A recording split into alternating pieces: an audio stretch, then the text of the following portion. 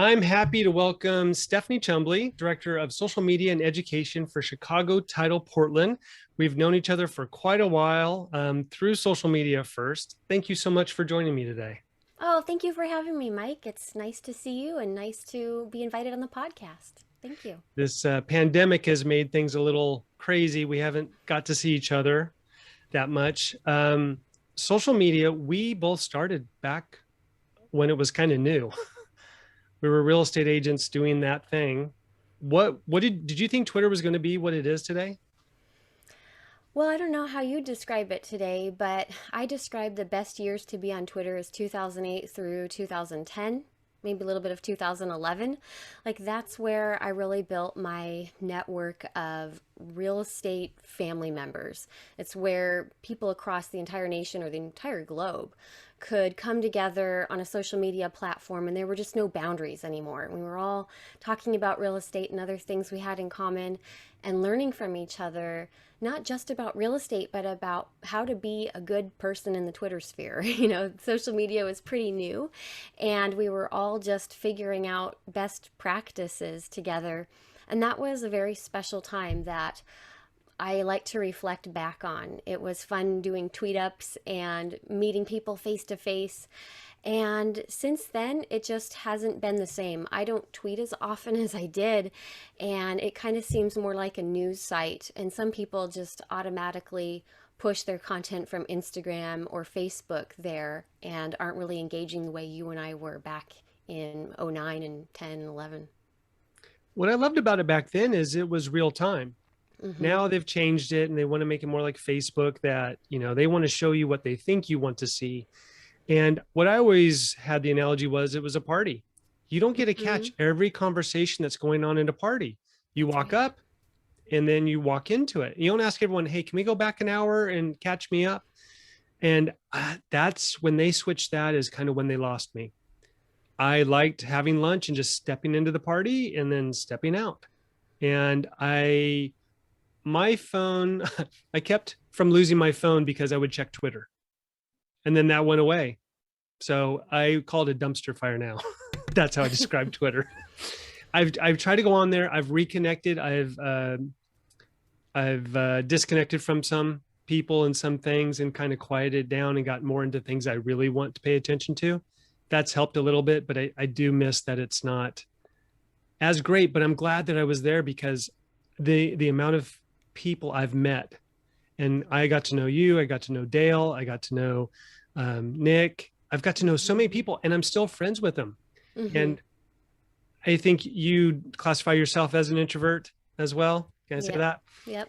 That that made being an introvert easier for me. I got to know people to find out if they were, who they were first. And that was Mm-hmm. the thing, at least from my take of being an introvert, was learning who people were. Did you have kind of that feeling too? Yeah, well, I'm also a former bulletin board user. I don't know if you know what I mean when I Never say used that. them, but I know what they, yeah. Okay, so I taught myself to type at age 8. Don't want to give Wow. too much information about the year. Okay, but it was 1984.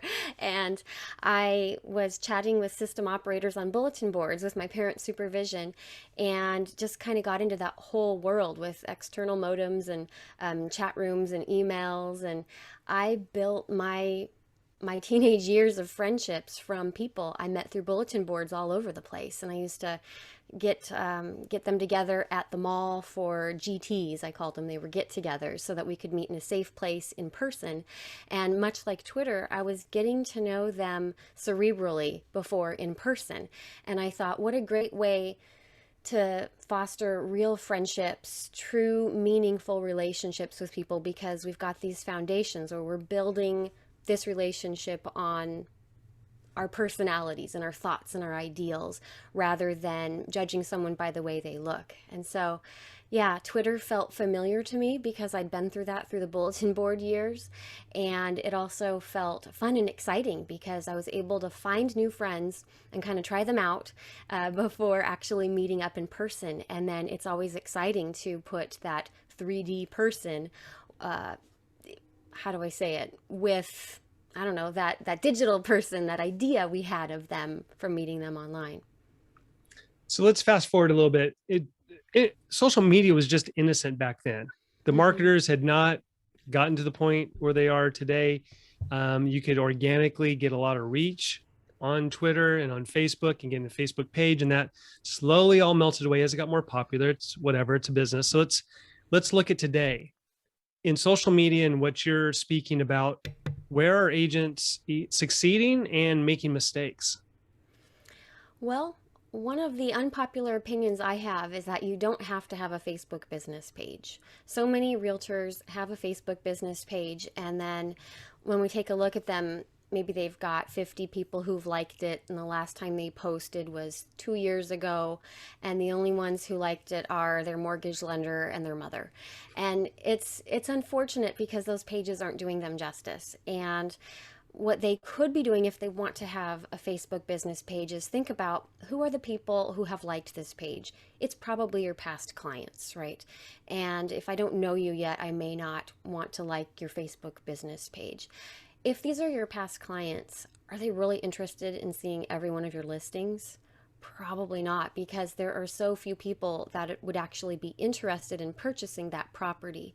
And so, a mistake I'm seeing with Facebook business pages is they're either abandoned after frustration or they don't know what to put out there, and so they're maybe signing up for some automated stuff, which I'm not a fan of in general, or they're just using it as a listing aggregator. And if they were more community minded and could shine a spotlight on members of their community or small business owners or what they love about their amazing community, or do video, that would do a lot better. But you don't have to have one of those pages, especially if you're not doing real estate ads. If you're not doing ads on Facebook and Instagram, you don't have to have that page. And if you Hmm. don't want to have a Facebook powered Instagram account, you can have a creator account, and it doesn't have to be tied to a Facebook business page. Sorry, light was blinking. I like that. I've found that the Facebook business pages are really, if you're not going to boost, if you're not doing ads, you're in a small minority if it actually is worth the effort. Mm-hmm. It's very rare, and I think you have to put a lot of content to make it work. And that's what some people have been saying early on, is just get over to personal, because they were losing the reach. The second they added boosting posts, I think it all went downhill. Yeah, when they changed it more of a pay to play type of situation, it just became less fun. And then if you think about it, people like you and I may have liked a lot of real estate agents' business pages. And Facebook wouldn't be so fun if all we saw was their content. Facebook Right. serves us up the content that our friends post on their own personal profile. And then we'll see the occasional post if it's boosted, or if we think, hey, what's so and so up to, when we go to their business page. So, yeah, it really changed it for a lot of realtors. When you used to, you get it, let's say you get a new agent. I talk to a lot of new agents. I think you probably do too. What do you tell them they should be doing with their posting on their personal page? Be a good friend, first of all. So, before we talk about posting on their page and making sure that their profile is complete, engage with other people. Don't just be a lurker. So, if you're connecting to people on social media, which is what makes it better and fun, then make sure that you're liking and loving their posts, you're commenting, you're doing life with them digitally. And when it comes to what you're posting on your own Facebook timeline, don't make it all business, and then it doesn't have to be all personal. Sometimes agents will say, I kind of want two Facebook pages, one that has nothing to do with real estate and one that's only personal, or one that is a business related one and a non-business related one. And the thing is, we are multidimensional humans, and it's okay to reveal what you do for a living, and it's okay to be a huge fan of your community and share posts like that benefit your real estate world as well as your community. So there's not really like a magic 80-20 rule or 70-30 rule, but I will kind of sprinkle those numbers out there. I just think it's all about being a good friend and then showing us a little bit about your life. There's things that are very private and personal, and we don't have to share those things online. But when you look at your life as content, there's going to be some things that are interesting to other people. So it's okay to share what your passions and hobbies are outside of real estate. And if real estate is your passion, it's okay to share about that too, and to not hide that part of your life. I agree. I've probably opened up a little bit more in the last few years with being a little bit more personal on Facebook. But I was telling someone, I was like, it's like, yeah, I'm not too personal. And they're like, you post all the time. And I said, go look at what I post. It's either real Mm-hmm. estate or me making a joke or something funny. It's those two. And they went, oh wait, you're right. So it gave the illusion, and I kept, whatever I wanted to myself. And Mm-hmm. so there is, some people think it's one or the other, all in or all out. And I think, you have your boundaries. Gary Vaynerchuk, as much as he's on social media, as raw as he can be, I don't think I've ever seen a picture of his kid. I think he has two kids. I maybe saw a glimpse of his wife once. And this is a guy talking about doing like 60 posts a day in various places. So he keeps that um, pretty secure. And he's not vanilla.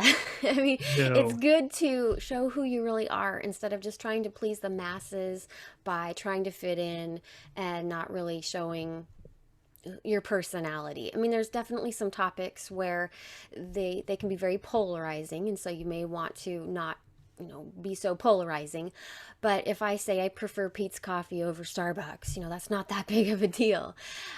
So I think it's good to be yourself, and it's okay to show what you're interested in and to think about your unique value proposition and the special tools and things you bring to your friends' lives and to your clients' lives. Yeah. And we often say don't talk about politics, but there are some people who thrive because they want to be around people who align with their politics. And if that's the line you want to draw, then go for it. Just understand what you're drawing there. That's a line you can't erase very easily. So, you know, be careful about those boundaries. So Yes, I know. Go ahead. after Facebook, you say you like Instagram quite a bit, right? I do. Instagram is fun. I joined in 2011 and I felt like I was a late bloomer. I didn't understand it at first. What I thought Instagram was you send like a gram to somebody, like a picture, like you select a photo from the stream and you send it to someone. Aaron Hockley was the one who kind of convinced me Oh to go yeah. ahead and join Instagram and just figured it out. But fast forward to about 10 years later, I've seen a lot, and now I have 4 Instagram accounts. And so I've got one for sharing my card making, and I've got the one that I've just had since 2011. I have one that's for business, and then I have one that is our company's business account that I co-manage with another coworker. And what I see on there is a lot of realtors trying to figure it out, and some of them are just selling too much. Like every single thing they share, the image has a call to action in it. And it's just not necessary to do that because then it just feels like an ad. And other times I'll see everything they share is branded. It has a certain look, and that also feels like I'm looking at a digital postcard when I see their content. And I think just like Facebook, it's important to have a balance. If you're going to have one Instagram account, which is really ideal because it's kind of confusing and time consuming to manage 4 accounts, if you're going to have one Instagram account, show us all sides of you. If you have cats and you love to cook and you love music and you love real estate, it's okay to show us all of those things. But it just doesn't all have to have your logo on it or be branded. So let's take me as a case study. Get your thoughts on this. I've had a little bit of being unsure about this. So I have the podcast, Mm-hmm. I have the Roaring Agents training, I have my real estate, I have the director of sales I do, I have basketball that I haven't played in a year. So I have Roaring Agents its own Instagram, and I Mm-hmm. have myself. I I'm kind of getting back into production a little bit. So the question is that too much in one channel that it's confusing? People don't really know why you see what I'm saying? Yeah. How many channels do you have on Instagram? Accounts that you run behind the scenes? Is it Um, 2 or 3? I have a meme page too. Yeah, that's what I'm thinking of. And then I help with the team's Hmm. Instagram, and then I lose track. Those are what Yeah. I'm actively managing right now. Okay. And then I want to have one. I'm thinking about one being just Beaverton, Hmm. because we've been talking about focusing on a city, and part of me wants to do that one to show other people, to show the concept to the team, and just do it. So there you go. What do you think? Okay, you're putting me on the spot, I and am. we're not looking at any of your social media Nope. while doing this. It's more about the concept. Okay, so you've got. If I wish I could see a list of everything you said, but you talked about your Roaring Agents podcast, and then, of Slash course, training. Right. yeah. So So that's like that makes sense as one. The meme one is separate, right? Because that one you're not absolutely. really touting that that's you. So I think those two separate make sense. But then I think everything else is you, because if I live in Beaverton and I'm seeing the world in your eyes, then I want to know more about you. You love basketball and you love superheroes, and now you love cats and you still hate Tolerate pickles. cats. Yeah, no pickles for Mike. They're No cucumber pickles. soaked in death. Anyway, that's a direct quote I remember you said. But I think having an umbrella over you, your personality, one that shows your love of Beaverton, but also helps me understand you as a person, will help me relate to you. It's like if I love basketball too, and I see your friendship with your basketball teammates, but then I also see content about Beaverton. I'm gonna have more things to talk to you about online and in the DMs and in person if I see more about you as a person rather than someone who only speaks of Beaverton. So any of the me, posting about roaring agents on there, or about, so coaching is something I do. Mm-hmm. So should Cross that all posting. be in a separate thing versus the Beaverton side? You're gonna have to follow up and give me a list because Okay. All right. All I'm right. happy to do like an audit on you. But here's one thing that you can do: you can cross post in your stories. So you could visit any one of your Instagram accounts, and as a different account, you could share that to your story to drive traffic to that account or to that post. How powerful are stories?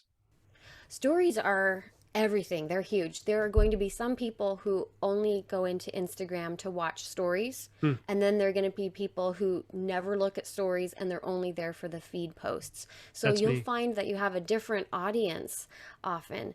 And what's cool about stories is if somebody's watching all of your stories, then anytime they open the app, if you've published something new and they've got this rapport that they've built with you because they're seeing your content, then they'll see your little face and they'll see that at the top of Instagram. And whether they open up that story or not, their brain is thinking of you for a second. Hmm, And what a it's true. powerful piece of marketing, right? Because what's happening is they're thinking of you and you're not having to sell them anything. You are top of mind every time they open that app until they watch that story. And then your little face goes away until you create more content. And so they could be thinking of you 60 times a day if they haven't dealt with your story or watched it, and they keep opening the app. And that's why having your profile photo on your Instagram account is so important, because your face is your brand. So no logos. If so, I represent Chicago Title. So for that one, I represent a team of 55 of us or so. And so for that, it is our Chicago Title water tower logo. For my other Instagram account, it's my face. And actually, yeah, on all of them, it's my face, but it's a different profile picture. I've done that where I've had the same picture on multiple social medias, and I got lost on which one that I was working You on. got to change it up, man. You got to, yeah. I mean, it's still your same face, but use different photos from different days or different shirts that you're wearing. What about reels? So reels are fun to do. They're fun to experiment with. I published another one today, and some people make videos of birds and they go viral and get like 10,000 views. And then there's people like me who will spend way too much time with little video segments and then the words that pop up, all the captions, and it doesn't do very well. It just maybe gets a few hundred views. So Instagram rewards us for using all of the tools available to us.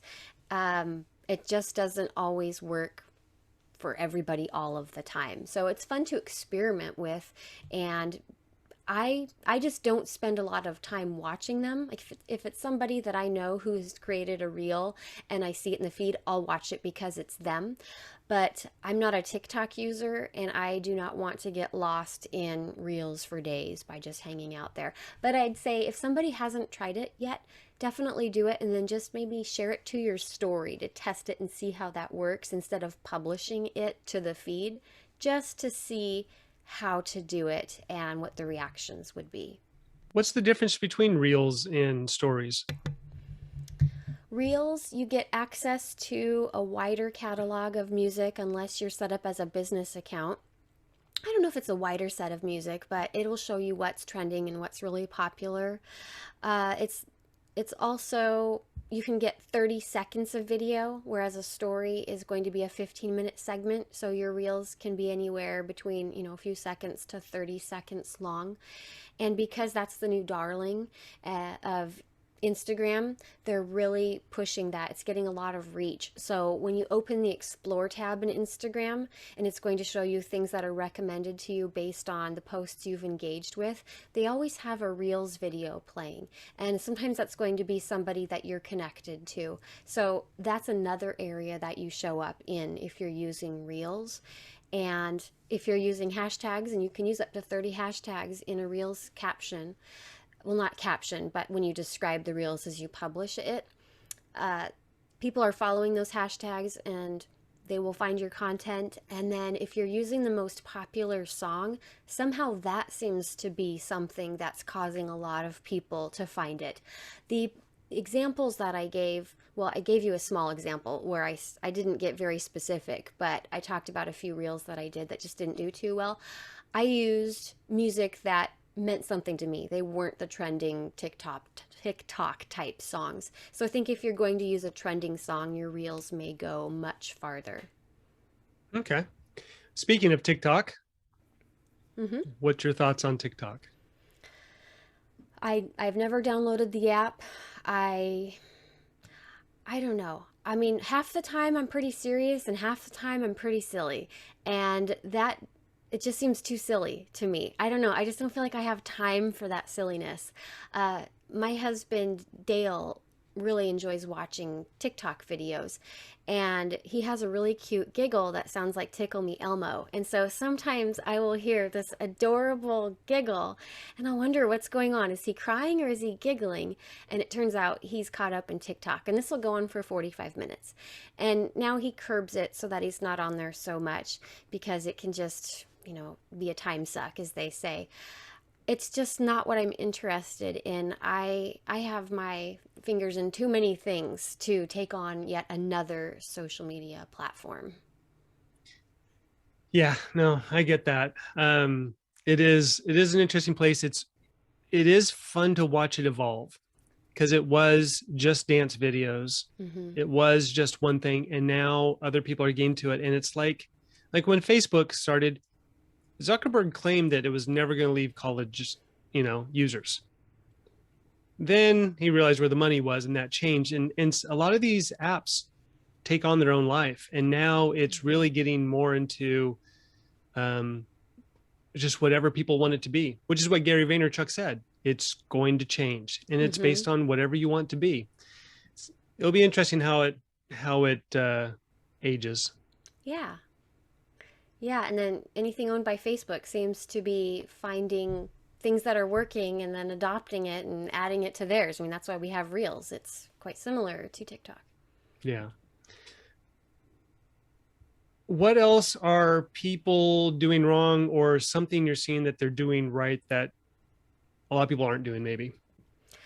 Well, uh, what they're doing right in their stories is pointing the camera lens at themselves and talking. a lot of us will do stories and we'll just show the world what we're looking at or a nice curated photo from our life.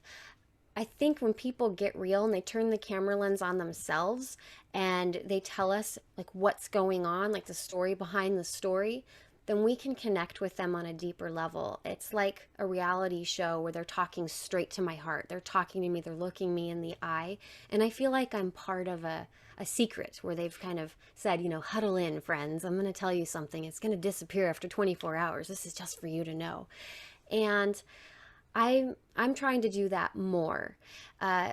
Sometimes I feel like my job must be mundane to other people, but when I point the camera on myself and talk about what I'm up to in a story, people do watch it. It resonates with them, and I get DMs, and we have conversations, and that's what I'm all about, is creating conversation. So I would encourage realtors to turn the camera lens on themselves and to be in stories more often, because then we see your mannerisms, we see how you pronounce words, we hear your Oregonian accent or wherever you're from, and we hear your laugh, and then you start to be familiar. So then if we're going to see you at a store or when things open up, when we can go to events, we're going to run into these people that we follow on Instagram, and they'll just feel like a familiar friend.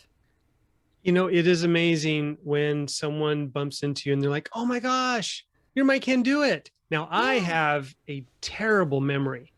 I honestly don't understand how they caught anyone in the 1800s with those stupid line drawings, but people can figure out who I am from my little avatar. But that happened. I feel bad that I don't recognize them right off the bat, but that does happen. And that's what I've said about social media is that, you and Dale are in Vancouver, which can feel a mile away, miles and miles away when traffic's bad, Mm-hmm. but I still get to keep up on things with you. So when I do get to see you, it's not, hey, catch me up on the last whatever.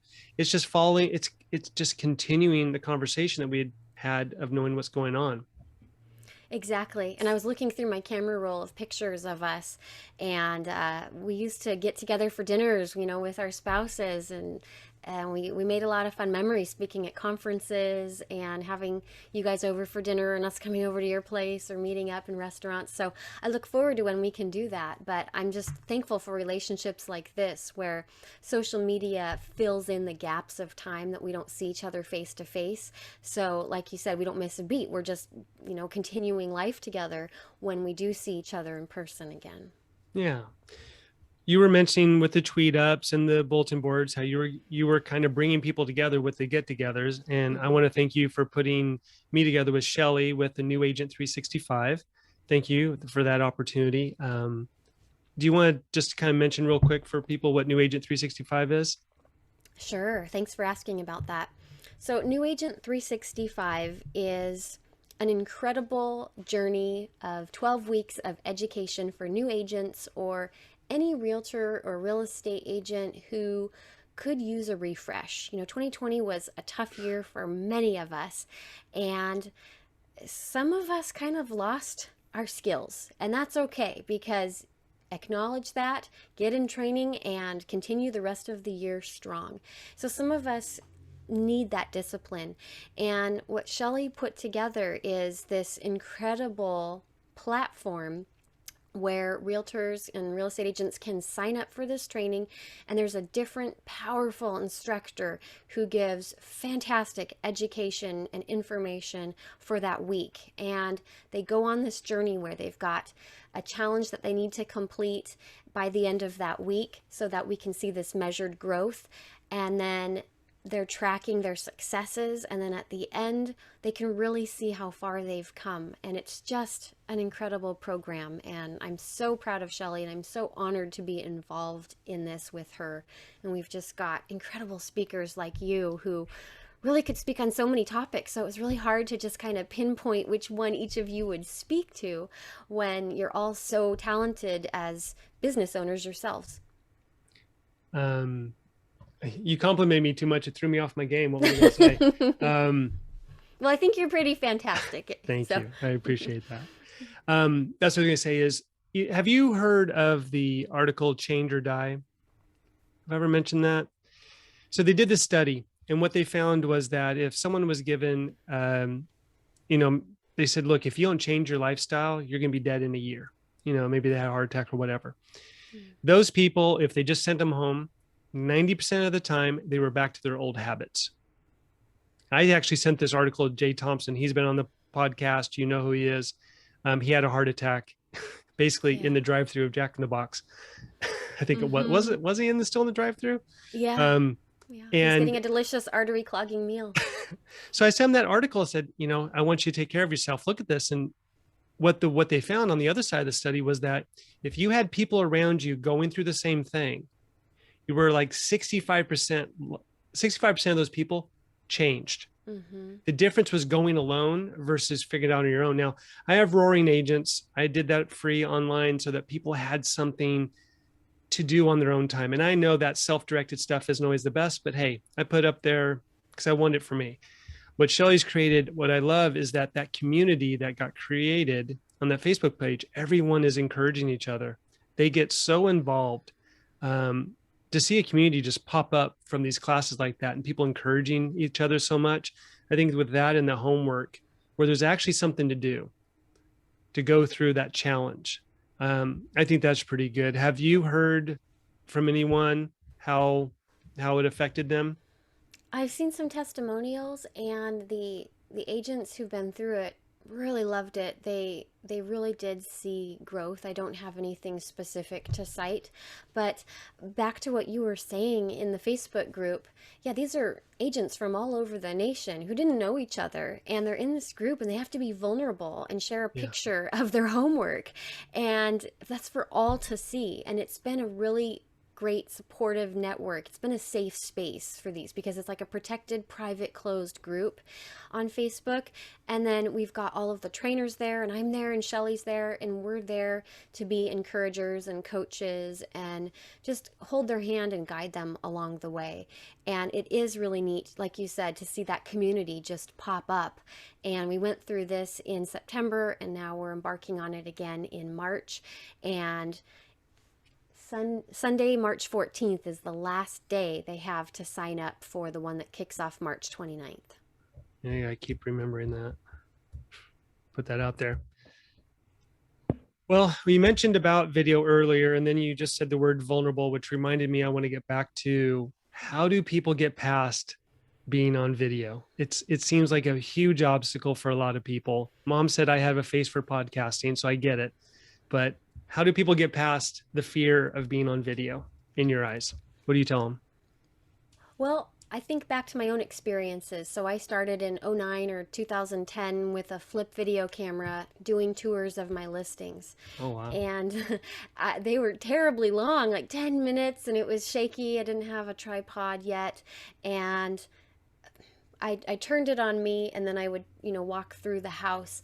I think practice makes perfect. I mean, it's such a cliche thing to say, but doing this thing that makes you so uncomfortable repeatedly, you really will get better at it. And the best way to learn something is to teach somebody else to do it, because then you have to get really good at it so that you can teach them. So if you have an accountability partner, like a good friend, and you're both going to be making videos, and you're both going to be sharing your struggles and your troubles, but also lifting each other up, then you'll get somewhere. And you may want to start small with Instagram stories, because that's just a flash in the pan. It's going to disappear after 24 hours. And you can always delete it, but I would encourage you not to. Go ahead and leave it up there for those 24 hours. And the more you do that, the more you'll see, oh, people are watching this, or they're sending me messages or reactions. And even if you don't get a lot of reactions or messages or viewers, that's pretty powerful that you were vulnerable enough to open up the stories portion of Instagram and do a video. That's fantastic. So just doing that repeatedly, it will get easier. And then Dale always says, just don't watch it back. If you make a video of you, do not watch it, because he did his whole 365 things to do in Vancouver, Washington thing back in 2010 with an iPhone that didn't have was it a front facing camera? Yeah, so he had to turn his phone backwards, and he couldn't see what he looked like as he was recording that. That's that's interesting. I didn't realize that was 2010. Yeah. Um, the one thing I've learned over all these years of social media is that you never know who is going to see the post and may have some effect on them. I have a couple of friends that every once in a while they go, "Oh, hey, that post you had was great," and whatever. I was like, "You didn't like it." I don't like things. There's a lot of people out there who Yeah. just their threshold for liking something is so high. That doesn't mean they don't see it. And if you say something that's genuine, if you say something authentic, just because you didn't get the likes doesn't mean they didn't see it. It doesn't mean it didn't affect them. And so what I tell people is I got this from Gary Vaynerchuk, and he just said, don't judge yourself. Put it out there, let them judge. And you talk to anyone who's got a viral hit, a viral website or a post, whatever, usually they didn't expect it. It's Mm-hmm. something about it that takes off that they never would have guessed. Almost every real estate agent has a weird page on their website that is the most viewed page, and they have no idea why. I did something on Extreme, what was that? Extreme Makeover Mm-hmm. back in the day. I still get 50 hits on that a day. I have no idea why. It was Wow. an Oregon post. It doesn't turn into any real estate business for me, but Yeah. I get these hits still. I don't know why they're still following up on this person, but yeah. Wow, that's fascinating. Well, you and I did talk about this recently, and a lot of us do need to see that assurance that our content is good and that we got a like and we got a comment. And you helped remind me that I should feel proud of myself for even coming up with the content.